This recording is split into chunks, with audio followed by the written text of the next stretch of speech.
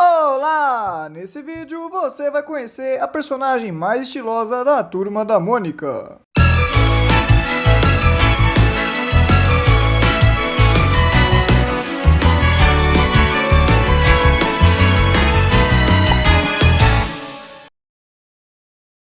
Tina é uma personagem da Turma da Mônica criada por Maurício de Souza. Ela possui seu próprio núcleo de personagens, a Turma da Tina, tendo como personagens principais seus próprios amigos, Rolo, Pipa e Zecão. Mas também tem histórias envolvendo sua família, como sua mãe, seu pai, sua avó, vovoca e seu irmão Toneco. A personagem possuía outro irmão, mas sobre ele vou falar mais à frente. Ela foi a personagem que mais teve mudanças ao longo da história do Maurício, tanto na sua aparência quanto na sua personalidade, passando de uma garota hippie dos anos 70 para uma jovem adulta nos dias atuais, estudando jornalismo e com histórias voltadas ao cotidiano dela, em especial com seus namoros, problemas femininos e conselhos sentimentais para a Pipa, que vive em crise com o Zecão. A personagem é considerada como uma das mais estilosas do Maurício, já que sempre usa roupas que estão na moda e está por dentro das atualidades do nosso mundo. Isso ocorre desde a época que ela foi criada, na época em que a moda era ser hippie e o Maurício criou a personagem assim, hippie também, mas com visual bem diferente do atual. A primeira aparição da personagem ocorreu no dia 15 de fevereiro de 1970, na capa da edição 337 da Folhinha de São Paulo, onde foram apresentados alguns personagens novos do Maurício. Dentre eles, lá estava Tina com seu visual hippie, seu irmão Toneco e a vovoca, além de alguns que sumiram com o tempo ou nem deram as caras. Como Palestrino, um papagaio que só falava palavrões, esse cachorro chamado Gargarejo, cujo nome infelizmente saiu apagado, o Porcãozinho, que aparentemente não participou de nenhuma história, o Toim, um outro irmão que a Tina teve, mas que era muito pessimista. Aliás, a vovoca já faz piada com o tamanho da cabeça do garoto para deixar o menino mais triste do que ele já é. E dois personagens que também nunca vi nas histórias do Maurício, José Francisco e Lúcia. Com o tempo, a Pipa e o Rolo entrariam na turma e o Zecão viria só depois. Ah, tem mais dois personagens que foram abandonados na turma da Tina e provavelmente ninguém nunca ouviu falar. Tuca e Turíbio Fagundes Pitanga, nome grande, né? Apesar de ter aparecido na capa da Folhinha, a Tina só foi estrear mesmo na sexta edição da Mônica, em junho de 1970, mas como coadjuvante do Toneco, que era o personagem principal na época.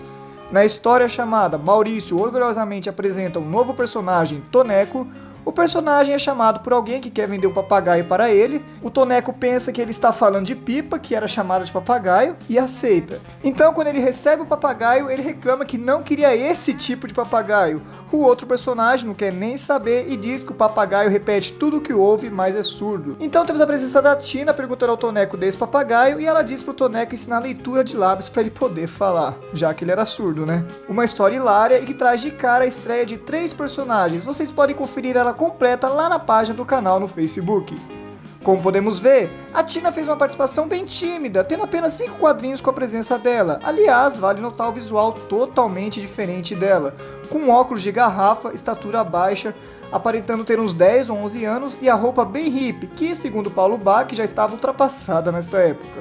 Na sua próxima aparição, na edição 8 da Mônica, a história já leva seu nome. Aliás, nessa história temos a estreia do pai dela. O Toneco reinou pouco tempo como personagem principal e logo a Tina assumiu esse posto e as histórias passaram a envolver as suas aventuras na Bahia. Isso mesmo, a Tina era uma hippie baiana. Com isso, nas histórias ela costumava usar suas gírias hippie, como "Oi bicho, qual é o grilo?" e tentava ensinar seu irmão Toneco a cultura hippie, mas ele nunca se adaptava bem. Já a avó dela, a vovoca, era à frente do seu tempo e curtia John Lennon e a própria cultura hippie, que não era bem vista pelos mais velhos na época. Já em 1972, a Tina cresceu um pouco, agora parecendo ter uns 12 anos, e foi nessa época que tivemos a estreia do Rolo e da Pipa. A Tina era tão hippie nessa época que sua música oficial, lançada no clássico LP A Bandinha da Turma da Mônica, citava a paz e o amor pregada pelos hippies. Ouçam aí que bacana. Uma flor que é flor de paz e de amor. Lá vai a Tina pela praça, é uma graça toda hippie ela é. Em 1974, ela foi ficando mais parecida com uma adolescente, tendo pernas mais longas, calça boca de sino e com um corpo um pouco mais curvo, diferente do corpo reto e quadrado que ela tinha até então. No ano seguinte, alongaram novamente as pernas da personagem, dessa vez ficou com um visual mais esquisito, já que a Tina tinha a cabeça e o tronco pequenos, enquanto as pernas eram grandonas. Aqui, a Tina passou a aparentar ficar mais feminina, tendo até alguns quadrinhos dela com a barriga de fora, e as histórias com a cultura hippie começavam a acabar, já que a onda hippie também estava passando. Assim, a partir de junho de 1977, finalmente a Tina passou a ter traços totalmente femininos. Notem como mudou mais drasticamente o visual dela. Os óculos ficaram menores e ela passou a usar batom e ter corpo de mulher de 18 anos. Essa foi a Tina da era da discoteca.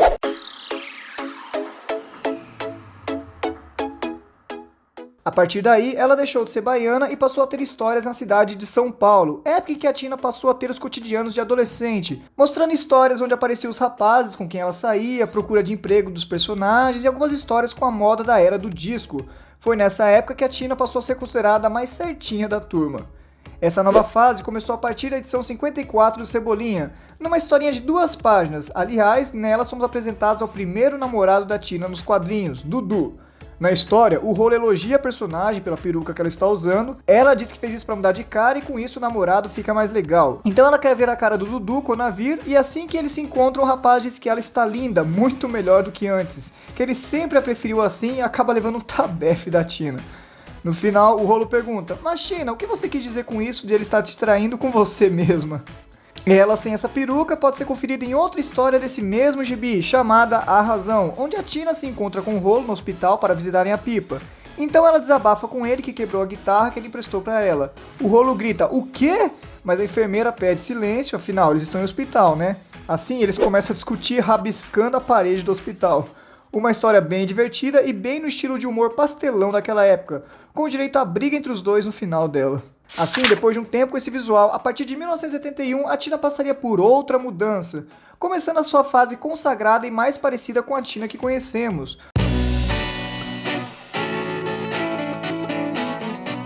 Como sempre na moda, a nova Tina passou a usar roupas dos anos 80, seus traços passaram a ter melhores proporções, ficando mais parecido com os personagens do Maurício, seus lábios ficaram mais grossos, mas o tamanho do cabelo continuou até os ombros e a cabeça deixou de ficar pequena e ficou mais proporcional ao corpo.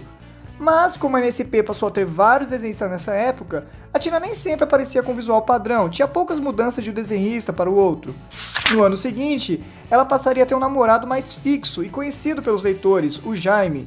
Nessa fase nova, as histórias da Tina passaram a acontecer na faculdade, junto com o Rolo, enquanto o Zecão e a Pipa estavam no cursinho pré-vestibular. A Tina passou a ser mais certinha ainda e virou a amiga conselheira da Pipa, conciliando diversas vezes o namoro dela com o Zecão. Também ajudava o Rolo nas enrascadas com as garotas que ele saía ou tentava em algumas histórias. Também nessa época tivemos o retorno de personagens que andavam esquecidos, como o pai da Tina, com um novo visual, e a vovoca, bem parecida com a das antigas.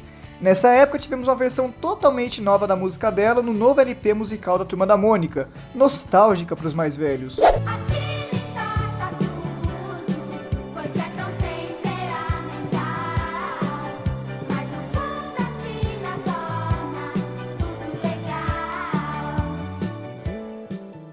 No ano de 1986, ela teve sua primeira revistinha, reunindo as melhores tiras dela publicada nos jornais, chamada As Melhores Piadas da Tina, e lançada pela editora Abril.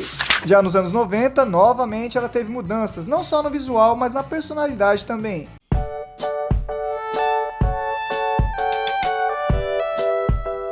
A partir de 1991, seus cabelos passaram a ficar mais longos e ela passou a usar roupas mais curtas, usando mini saias, camisas com barriga de fora e diversas histórias com a Tina de biquíni começaram a aparecer nessa época.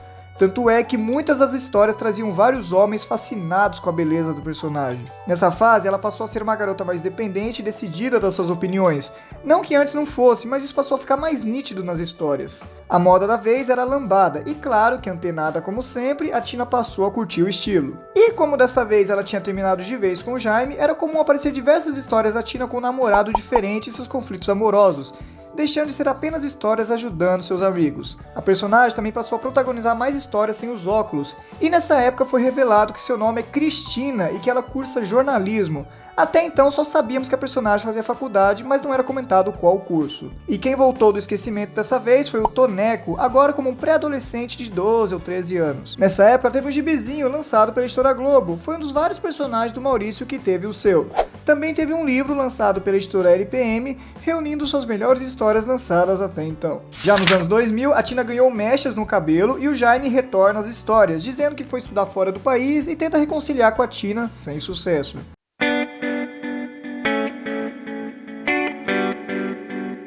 A partir de 2004, tivemos outra grande mudança na personagem. Os traços quase realistas foram deixados de lado e a personagem passou a ter traços cômicos, sua boca ficou maior e os olhos também. O bom e velho óculos da Tina voltou e passou a ser comum ela usar rabo de cavalo nas histórias.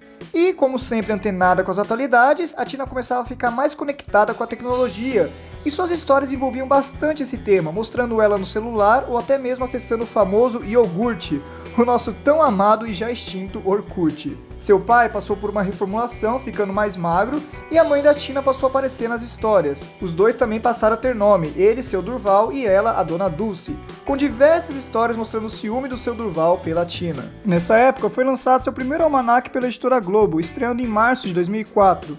Como os gibis eram intercalados com Penadinho e Astronauta, ela acabou tendo as edições 1, 4, 7, 10 e 13. Sua nova fase começa em 2007 com o lançamento de minisséries da Tina em revistas chamada Tina e os Caçadores de Enigmas. Esses traços começaram apenas nessas revistas, mas no ano seguinte passou a fazer parte dos gibis convencionais também. Dessa vez, a Tina passaria a ter cabelos pretos, brilhosos e longos. A mudança nela não foi tão brusca, mas nos outros personagens foi tanta que acabou não agradando aos leitores. A partir de 2009, a Tina passou a ter sua própria revista, que era muito pedida pelos leitores da MSP. A revista tinha um tamanho maior que os gibis convencionais e trazia histórias da turma da Tina, além de entrevistas com o famoso e um blog no final com dicas da Tina. A revista não vingou muito e acabou tendo apenas 30 edições, durando até outubro de 2011. Curioso é que, como os leitores estranharam muito o novo visual dos personagens, a partir de 2010 eles voltariam a ficar mais parecidos com o que eram antes. Inclusive o cabelo da Tina voltou a ser marrom para ficar parecida com a de antes. Já quanto à personalidade, a Tina passou a se preocupar mais com roupas que iria usar para ir em eventos, e as histórias envolviam coisas simples do cotidiano dela, como fazer compras, ir à praia, e também aventuras envolvendo mistérios, enigmas e muito mais. Por fim, em março de 2014, a Tina e toda a sua turma passariam por outra grande reformulação, com certeza a maior de todas. Nessa época, foi divulgada uma revista totalmente nova dela, com tramas ambientadas em uma faculdade. Os traços passaram a ser de forma vetorial, todos em flash, totalmente feitos por computador. A ideia da revista era trazer um contato mais direto com os leitores através das redes sociais, além de matérias sobre moda, beleza, curiosidades, entrevistas e várias outras coisas. Tanto é que teve uma forte divulgação antes de ser lançada, tendo até direito a um vídeo no canal oficial da Panini. Ela está chegando em novo estilo. Revista Tina, moda, beleza, comportamento e ainda as aventuras da personagem mais estilosa dos quadrinhos. É da Panini. Partiu bancas.